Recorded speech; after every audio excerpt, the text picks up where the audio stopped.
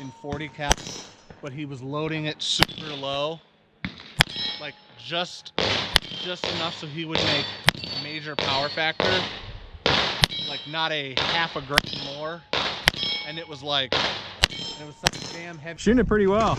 It's nice.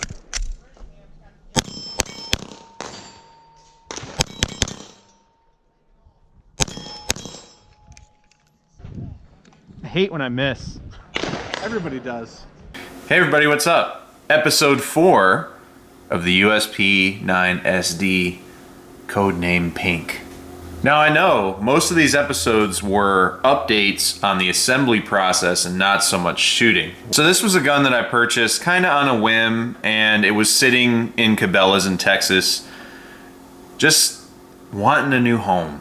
And it was one of two guns from the same person, and honestly I think it's the same guy who also put the 34 I have there, because it had that same red gunk all over it.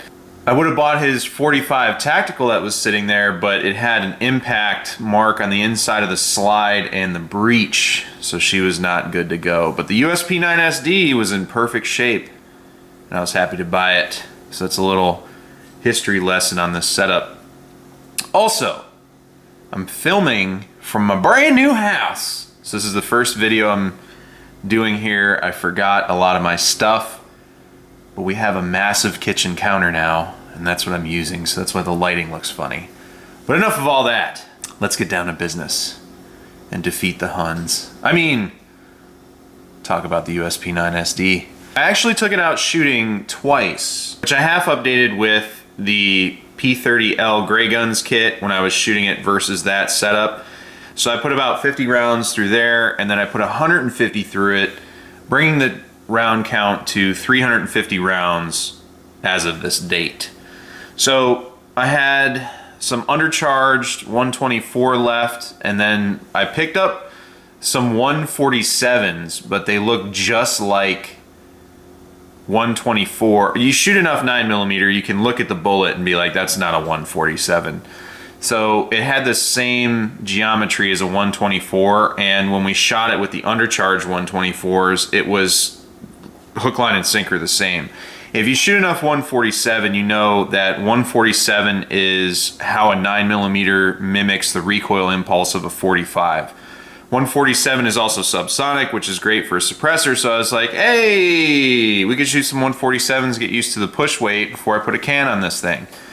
Well, that's what happens when you buy the range 147s.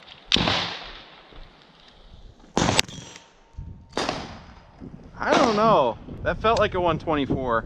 And to be honest with you, I've been shooting so much that I'm depleting my ammunition stores a lot faster than I'd like to.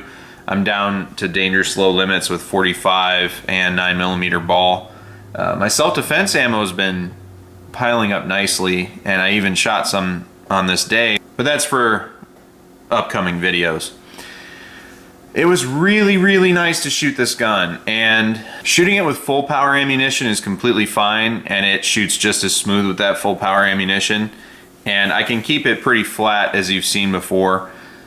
I will say though that the 124s were slightly underloaded. I think they were moving at maybe 1,000, 1,050 feet per second, somewhere in that range, and it was easy to keep flat. So while I was doing some semi-impressive stuff with it, I mean, I still had to do my part. You'll see I missed a couple times, but I'm not gonna sit here and lie to you and say, oh, I was shooting plus P plus and it was super hard to keep under control, but I did it and made it look sweet.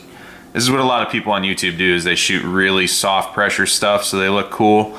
I prefer to shoot the full power stuff, as you all know, and you see it in my videos, but on this day, it was all undercharged stuff. I will say, having shot 147 through this before and 124, the 147 feels really good, but the 124 shoot just fine because it's so ass heavy, which is great because I intend on putting a light and a suppressor on it, which will keep it super flat and it'll balance very well. So I'm super excited to do that, and I'll be putting a Surefire X300 UB 1000 lumen light on there, and probably a 9K, but I'm also looking at the AAC offerings, so we'll see. I might get a 9M and a 45M, and that will just be my pistol suppressors.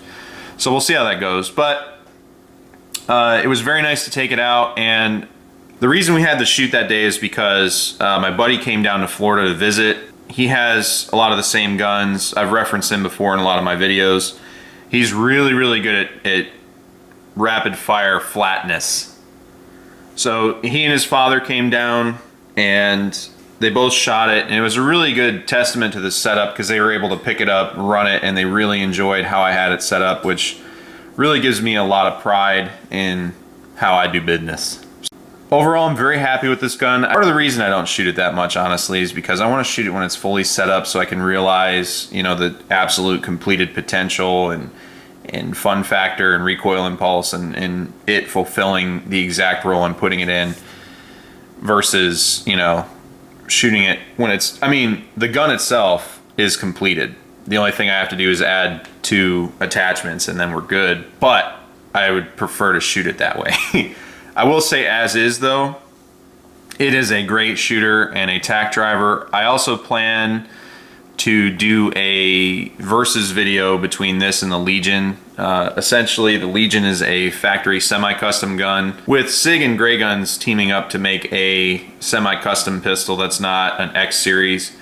And then this is what I consider a aftermarket factory upgraded setup, if that makes any sense. All the parts in this are HK minus the Tridge HDs, but the internals are 100% factory. So you're looking at a factory trigger, factory jet funnel. So it's a real demonstration of what you can do to an HK with HK parts. So that's how I'm gonna approach that video, and I look forward to doing that because they are both great shooters. And I honestly don't think there's going to be too much difference transitioning between the two. There is a slight variation in slop in the single action reset for this gun. Honestly, I think if I had the over travel screw, that would really fix that. So I might go back in one day and do the match trigger return spring and the match trigger. But it's got the rest of the match internals.